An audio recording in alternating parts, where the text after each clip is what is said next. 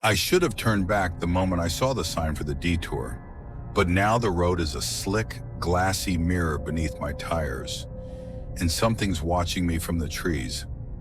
I had been driving for what felt like forever, the monotonous hum of the tires against wet asphalt blending with the dying radio static. It had been a long workday, and I was already tired when the snowstorm hit, turning the roads from inconvenient to deadly. The windshield wipers worked overtime, but they couldn't clear the deluge fast enough. I tried to keep my mind off the storm and focus on the road, but I could feel my eyes growing heavy, the kind of tired where you start to hallucinate, seeing things that aren't there, your mind playing tricks on you just to keep you awake. I glanced at the rearview mirror and could have sworn I saw another set of headlights behind me.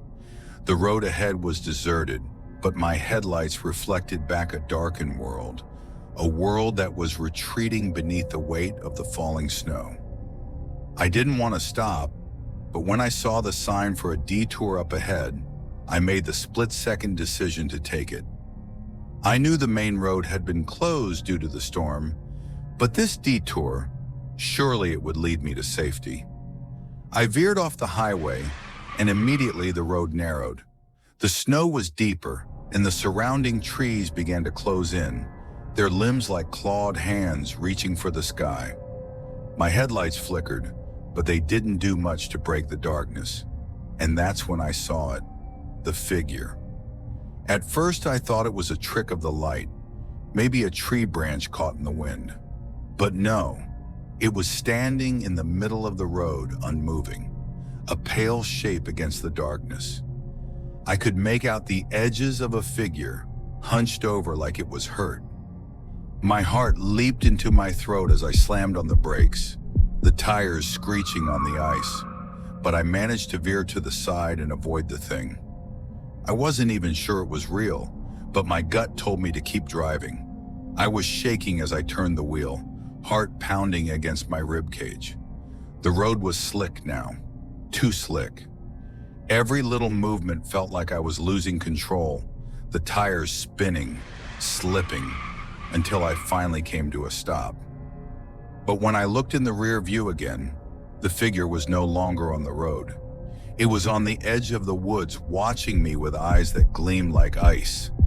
I couldn't just sit there. I had to get out of there. The engine sputtered and my foot pressed harder on the gas pedal, but nothing happened. The car wouldn't move. And then I heard it, a tap on the window, a faint, hollow sound, like fingers against glass. I didn't want to look, but I couldn't stop myself. Slowly, I turned my head to the side, my eyes meeting those of the thing outside. It was a person, or at least it used to be. Its face was twisted in an agonizing grimace, skin pale and thin as paper.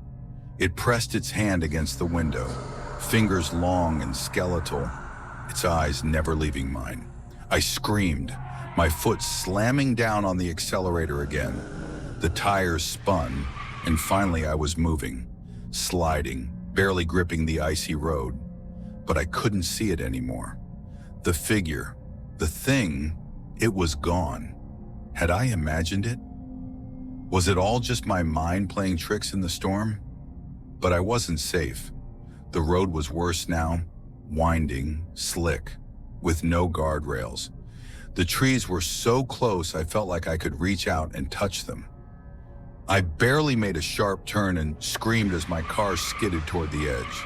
I closed my eyes, waiting for the crash, but the impact never came. Instead, a sudden jerk made me look up. A pair of headlights were closing in from behind. Fast. Too fast. I wasn't alone anymore. The next thing I remember is waking up in the wreckage. My car was mangled, its front end smashed into a tree. The snow had stopped falling, the world eerily silent. The air was cold and I felt like I was frozen in place. I tried to move, but I couldn't. My head was pounding, and my body felt heavy, sluggish. Then I noticed something strange. There were no tire tracks around me, Not mine, at least. There was a set of fresh tracks leading into the trees. I stumbled out of the car, desperate to find my phone or any sign of life. I called out, but there was no answer. The forest was so still, too still, and that's when I saw it again, the figure from before. But now it was further down the path, standing under a tree watching me. The same gleaming eyes. It didn't move. It just stared. I didn't wait to find out what would happen next. I ran, my feet sinking into the snow, the sound of my breath quickening as I fled through the trees. And behind me, the silence, the stillness. It followed me.